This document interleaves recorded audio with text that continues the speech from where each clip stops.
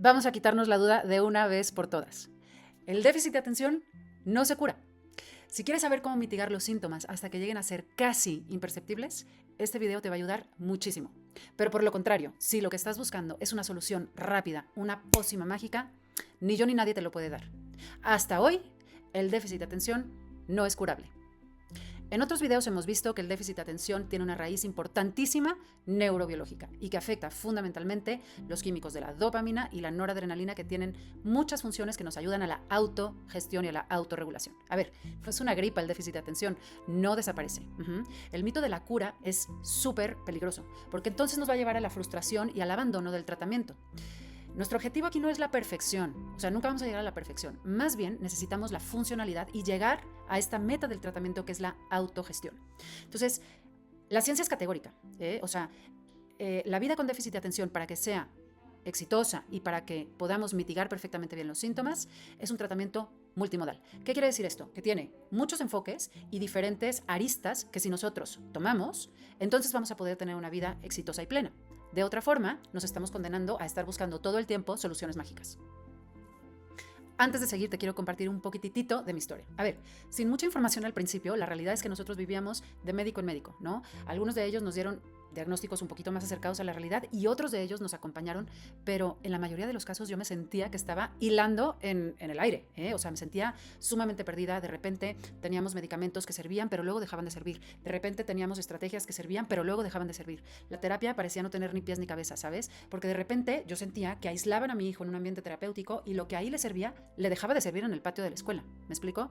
Los cambios que aplicábamos nos cansaban muchísimo y entonces la constante era que éramos inconstantes. O sea, mi marido y yo de repente vivíamos pues en un conflicto constante porque no sabíamos realmente qué es lo que estaba funcionando y qué es lo que no. A ver, lo que quiero hacer en este video es dejarte 3 elementos fundamentales de este tratamiento multimodal que no te van a traer la cura. Ya lo dijimos al principio, el déficit de atención no se cura, pero estos 3 elementos son los que fundamentalmente te pueden dejar un camino mucho más seguro y mucho más andable, para que entonces todo lo que estás viviendo en tu familia se pueda volver mucho más sereno y mucho más en paz. ¿Estás lista? Primero, vamos a hablar de la raíz biológica y, por lo tanto, de la famosa farmacología. Muchas mamás llegan a mi práctica y me dicen: yo no quiero dar medicamento, no quiero dar medicamento. Y, antes que nada, quiero darte ciencia. Lo que nos dice la ciencia es que en el 70% de los casos, la farmacología sirve y ayuda de manera positiva. Efectivamente, hay casos en los que no. Y hay casos en los que el fármaco tampoco es absolutamente necesario. Depende muchísimo de la gravedad de los síntomas de tu hijo, por supuesto, del compromiso que tú tengas como madre para hacer y como padre, para hacer todos los cambios necesarios en su ambiente, en su ecosistema, en sus relaciones, y también depende muchísimo de la idiosincrasia familiar.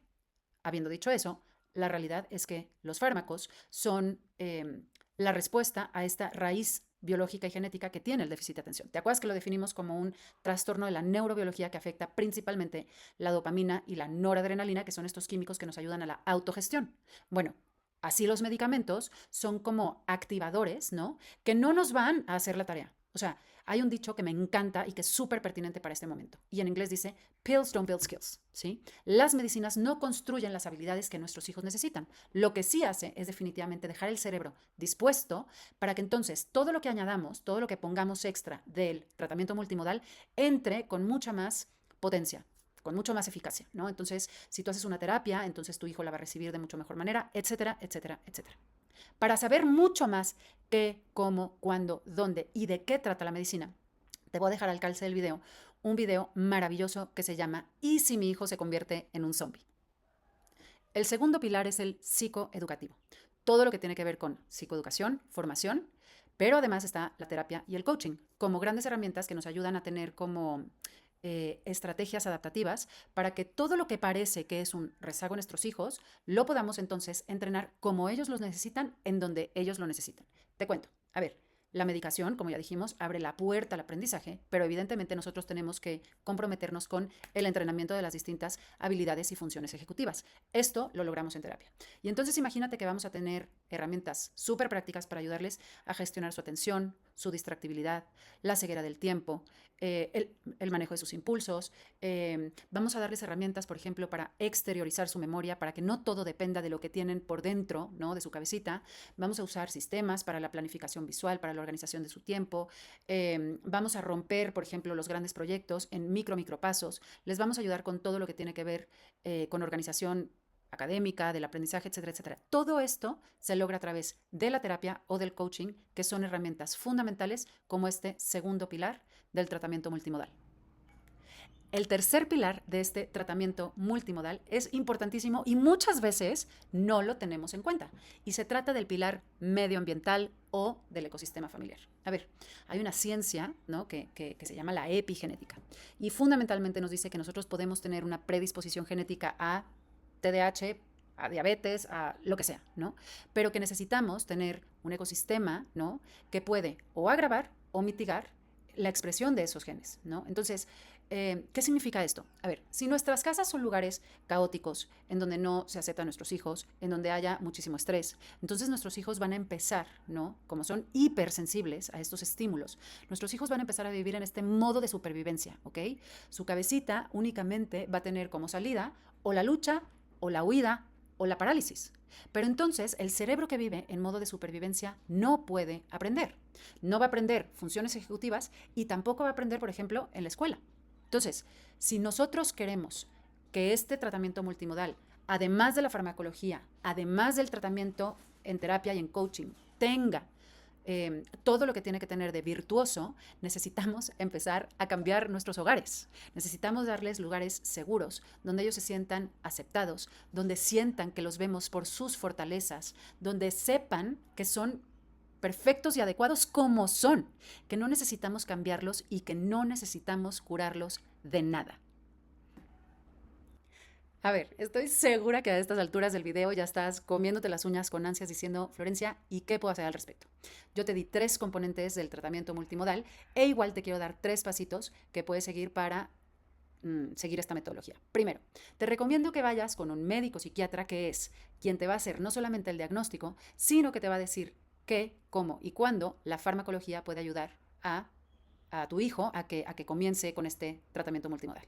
Lo segundo tiene que ver con el desarrollo de habilidades y ahí perdón, pero te tienes que comprometer a nivel personal.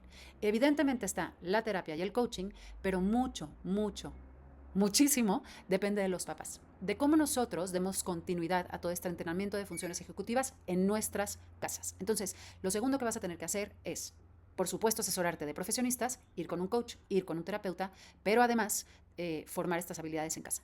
Lo tercero tiene que ver con el modelaje, ¿no?, o con ayudarnos con todo este ecosistema. O sea, crear todo un ecosistema en casa para que todo lo que estemos haciendo rinda frutos y no sea tan difícil. Y te quiero dejar un par de puntitos.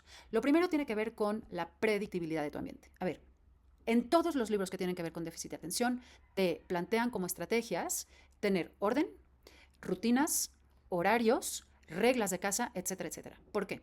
Porque no hay como kriptonita más grande para los niños y adolescentes con déficit de atención que el desorden, el aburrimiento y el cambio constante y la ambigüedad. A ver, ellos quieren orden, ¿no? Y para todas estas tareas que se les salen de contexto, van a necesitar de su función ejecutiva. Lo que queremos hacer precisamente con este orden es que su función ejecutiva la enfoquen en las cosas importantes que les lleven a cumplir sus metas y que todo el resto lo tengamos predecible. Por eso, mamá, papá, te invito a que lo primero que hagas sea comenzar a ordenar estas pequeñas rutinas en casa.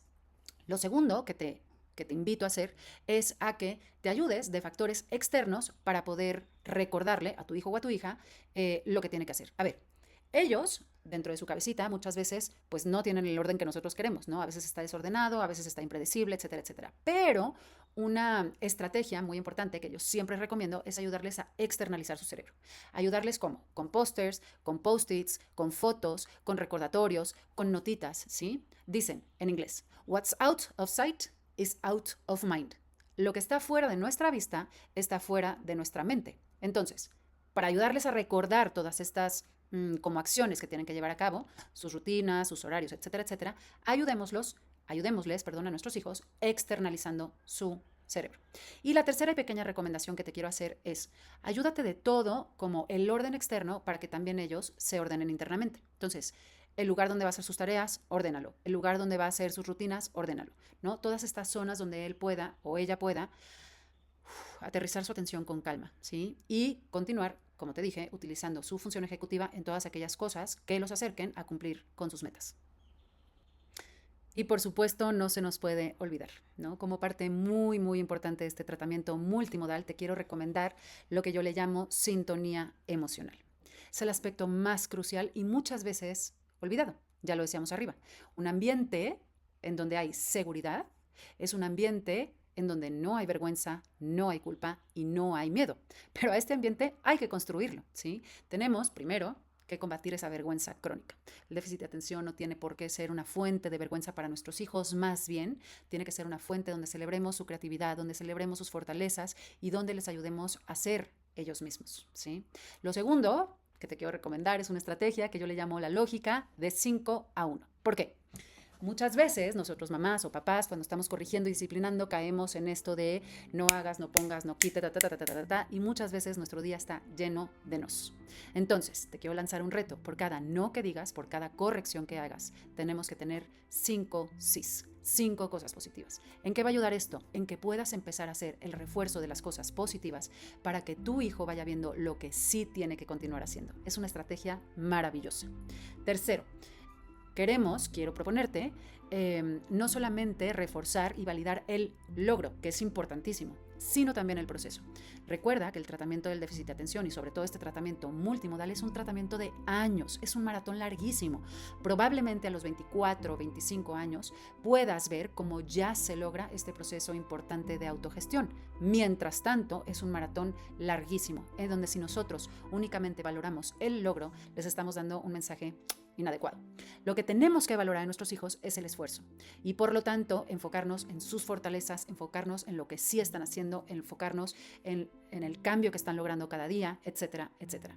Este músculo de la aceptación y de la validación es importantísimo para que nuestros hijos, en un ambiente mucho más positivo, de verdad sientan esta como sintonía emocional que les dé todas las bases para continuar su crecimiento. Terminamos este video. La moraleja es, mamá, papá, deja de buscar la cura y empieza a buscar la funcionalidad, la autogestión y el autodominio, ¿sí? El esfuerzo, todo el esfuerzo que hagas, yo te lo aseguro y te lo auguro, vale la pena. Vas a ver cómo poco a poco con estos cambios tu hijo va a ir floreciendo, va a ir creciendo, se va a ir sintiendo mucho más dentro de su piel. Cuéntame de estas 3 estrategias que te compartí, cuál es la que más sentido te hace. Y si te gustó nuestro video, compártelo con otras mamás, con otros papás, a quienes creas que les puede cambiar la vida. Te mando un abrazo muy grande.